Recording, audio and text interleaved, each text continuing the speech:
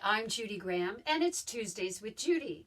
I'm campaigning for the New York State Assembly seat representing the Upper East Side, 73rd District, on November 3rd, and that includes Sutton Place, the Upper East Side, and Turtle Bay.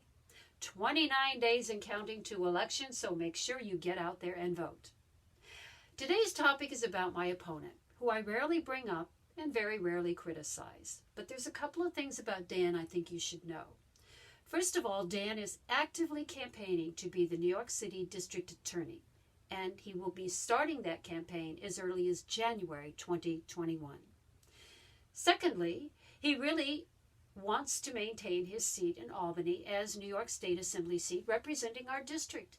Dan, you can't do both jobs fully well and be effective.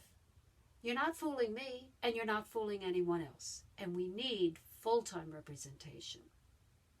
Now, there's something else about Dan that is very disturbing and very dark, and that is his stance on sex workers in New York.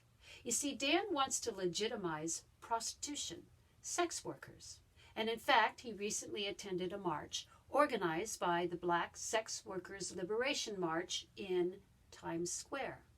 And he tweeted out thank you to the organizers and the leader of the movement to decriminalize sex work in New York City, and along with it came this photograph.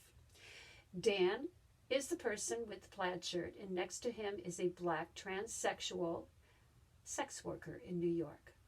Now, sex workers, we know, oftentimes leads to or comes out of human sex trafficking. And children as young as 10, 12 years old are enslaved, forced, and trapped into a world that is hideous, dark, disgusting, and oftentimes they never see their 25th birthday. Dan, you're a family man. You have a young son and a young daughter. What kind of an example are you setting for them? What kind of a role model are you?